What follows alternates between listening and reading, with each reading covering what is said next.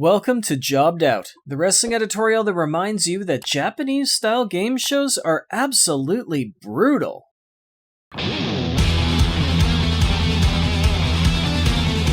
I love crossovers. It's time to play the game. Maybe it's because I grew up in the early and mid-90s when wrestling not only wasn't popular, it was practically resented. But when wrestlers would show up on mainstream programming, I popped every single time. Why should we know you? What? The idea, of course, is to pique the curiosity of new audiences in hopes that they see over-the-top guest stars on their home turf and maybe check out the wrestling shows that made them famous in the first place. At one point, you could find wrestlers everywhere, from music videos to sitcoms and even game shows. And as wrestling faded in popularity through the 2000s, you could still find them pretty much everywhere. One of the weirdest crossovers that ever stuck with me happened on MTV, but enough about the Ultimate Music Video feud. Gonna stomp some butt on behalf of my boys, Run DMC, because they're the greatest. In March 2011, a half dozen WWE superstars took part as contestants on MTV's latest craze game show, Silent Library. This is not a game show. My bad. Now, rather than to just tell you about the episode as we saw it, I thought it would be cool to bring in a couple people who actually took part. So I've enlisted former WWE superstars JTG of Crime Time and Chris Pavone, known as Caylen Croft of the Dude Busters, to fill us in on how wrestlers get to take part in shows and appearances like this. I think I was asked, like, do you want to do the MTV Silent Library? I think I heard of it. He was like, yeah, it's on this day. You got to do it, blah, blah, blah. I was like, yeah, I'm down. It was weekly. I think we'd get an email for appearances, and you'd look at it on your phone. Trent and I weren't on it a lot, but we would have stuff, so you got to check it. And it was after a live event. I remember me and Dolph, I think it was from Boston, and they put us in a limo, and we drove from from Boston to New York in a limo. We stayed in Times Square. So we went, I think we filmed it on a Monday in a studio, which was kind of funny because it looks like a real library, but it's a studio. And they took care of us. I had a great experience working with MTV. Well, until the cameras rolled. Yeah, the production part. Both JTG and Chris, as well as another special guest, will be popping in to share their memories and experiences through this video. Now remember, you can find the whole episode on MTV's YouTube channel, and I'll put a link in the description too. So let's get started. This is the WWE Silent Library crossover.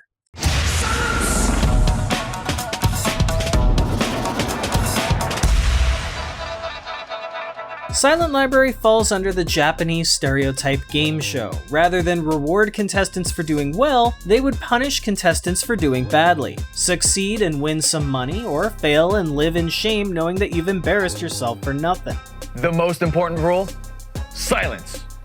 Continue. Sometimes the tasks are painful, sometimes they're just disgusting. In this particular episode, 6 stars from Smackdown took on the Silent Library. Dolph Ziggler, Chris Masters, Trent Beretta, and Curt Hawkins all joined Croft and JTG for this one. Here's how it would work. Each round the players would draw cards to see who has to complete a challenge before revealing what the challenge is. In the moment when you flipped over the card and whoever had that, it was a skull and crossbones. That was like you felt that. It was like, oh no. That's what made the reactions so good when you guys went through and flipped them on the table. We knew the challenge first, then we found out who got it. Okay. They, for whatever reason, showed it opposite. The first draw went to Dolph Ziggler, who was tethered to tennis balls that others could fire right back at him, including a heck of a shot from JTG right where Ziggles would feel it. Since Ziggler powered through and the group stayed quiet, they claimed the cash, though Dolph definitely didn't feel like a winner. I shared a room with Dolph, and he had a whole bunch of red, he had like welts on his skin. He was like, man, this shit is more real than our wrestling. I'm like Chris Masters would be the next to suffer in what would be the start to a very long day for the masterpiece.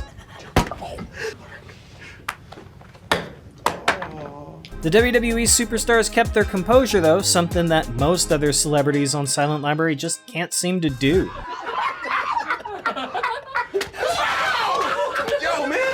You were brave, but your friends laughed like hyenas. You lose. JTG would be the next to play on the show, though that wasn't quite how the taping itself went down. Everybody else was draw. I think the last one, but the way they cut it and put it on TV, they mixed it in. But yeah, he's like, no, everybody else got a stuff, but you didn't get one. So if you notice, I only did one. Were you like just on a wicked, like, it's time to go to the casino after this streak? Like you just weren't getting any challenges at all? I wasn't getting any challenges. That's not the word I was looking for. I wasn't getting anyone, and then they were like, they fixed it. They were like, all right, come on, we gotta. And I'm like, all right, I'll pick this card. And then I flipped it over. Oh, I had that surprise. Like, oh, it's mine. Though in the end, the challenge JTG would get was definitely one he wished he hadn't, as he had to chug a bottle of water with a whole dead fish in it. And that was real fish walk. I was right next to him. I could smell it. That was a sardine. He nearly chucked on your chair. I didn't know it was gonna be real. I thought they would have doctored it up a little bit because it's for TV. They wouldn't have real talent drinking fish water, but yeah, they did. Are you a seafood guy? I was a seafood guy. I'm vegan now. Remember, folks, WWE superstars are strong, but everybody's got their limits. Jay literally choked, resulting in the team's first failed task. Still, Team WWE has banked $600 so far, but we're gonna talk about the money later on. Round 2. All challenges are worth $400. But remember the most important rule. Silence. Round 2 saw Trent Beretta get smacked around with a sausage, but that wouldn't be the worst thing he'd experienced that day. Get it? Worst? Because sausage? Oh, never mind. It was an easy win for Beretta, though the day would definitely go downhill for him too. After Curt Hawkins did some bobbing for meatballs, Beretta would draw the short end of the stick again, this time having to sit in a nest while being fed regurgitation from a big mama cardinal. Chavo's in there. Yeah. Wait, what was that? Chavo's in there. Chavo in there? Like Chavo Guerrero? Well, according to IMDb, yeah. But I've learned not to trust websites that any user can edit when it comes to info. You started in 75, you were trained by your dad, Grizzly Smith. The fuck I was. So I did the smart thing and reached out to Chavo directly to set the record straight. I've heard a couple of people mention this recently, and I don't know where that's coming from, but I was not on that episode or any episode of MTV Silent Library. They're saying, I don't know, Trent Beretta got fed something gross. I don't know. It wasn't me, man. So unfortunately, I apologize. Wrong information. Not me. Huge thanks to Chavo for clearing that up. Since he wasn't a part of this, he absolutely didn't have to. And though that puts an end to one of my concerns, Trent, of course, had bigger things to worry about. That bothered me for a while. That was very disturbing. Yeah. Ooh, hey, why you even put that image back in my head? I forgot all about it. I buried that. Sorry, man. And I was gonna ask you if you had a clue what it was. He did say that was disgusting. He himself was disturbed by that. As Hawkins is left hanging and Trent rethinks his life decisions, Team WWE finishes a perfect second round and now has $1,800 banked. The producer, someone just told us if we won or not. And then at the end, they filmed Zero telling us if we won or not. They filmed those all in a row, then we reacted. Now that the stars have had their lunch, round 3 saw Masters take another beating. You screamed. You lose. But since he was too loud, also take an L. As far as I'm concerned, that's an appropriate response though for multiple cows striking you on the back of the head. Caylen Croft would finally get his first challenge and absolutely nail it. In some ways, you got something that's just a Saturday afternoon. You know, you basically got the airsoft firing squad, but they used melons. So, you know, we're people already asking, it's like, oh, geez, who did this guy pay off? Because, you know, you got to actually have protection on your face, which was good, because Hawkins, if I remember, went for the headshot. That's right. Yeah. Good on you, by the way. Noticed, like, from the start, the first thing you did, you protected your melons. That was the smartest thing anybody could do through that, because you know they would have shot for him if you didn't. Oh, for sure. It's probably just instinctual. And in a case of cruel and unusual punishment, Masters, who's already been pummeled enough through this taping, drew one more challenge where he had to sit restrained, waiting for more unfair low blows than he ever got during his WWE run. Get me out of the face. It's scary. I don't think he had a cup. I think he had to tuck it. There was a lot of you know, close shots on his junk there, but yeah, I don't think he had the budget for the cup. Yeah. This challenge is worth $1,000.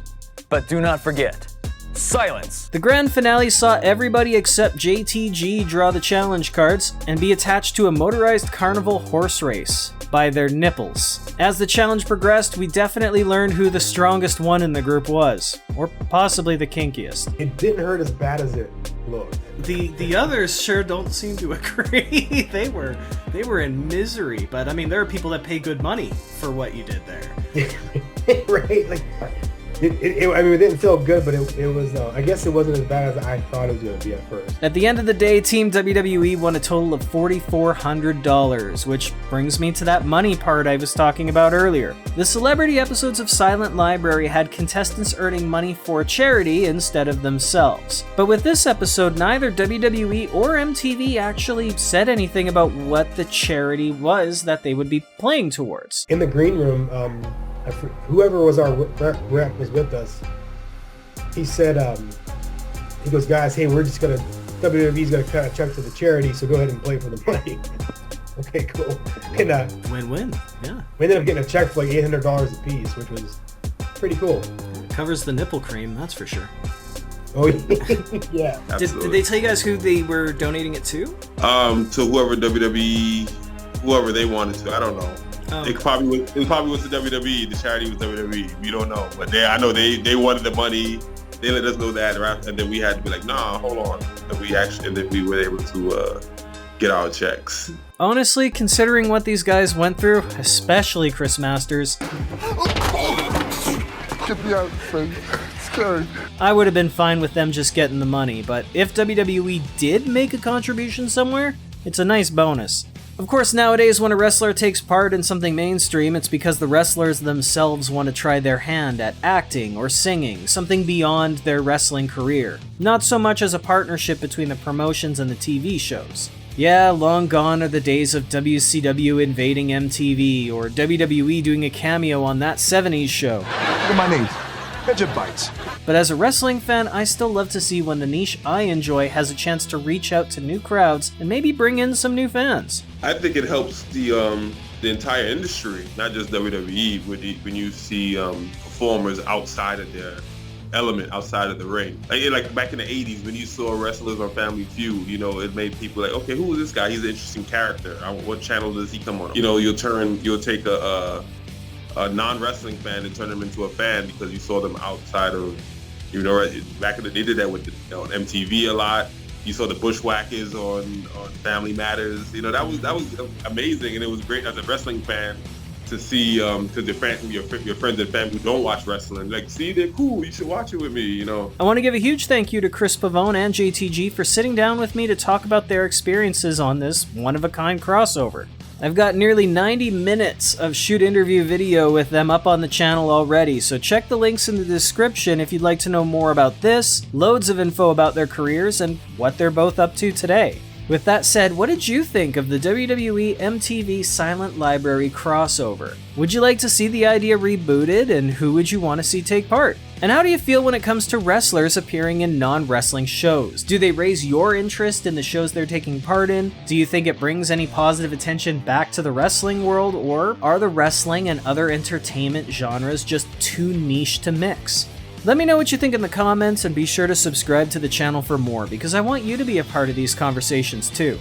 For now though, I better get my shoulders off the mat, so I want to thank you for tuning in to Jobbed Out. I'll catch you next time.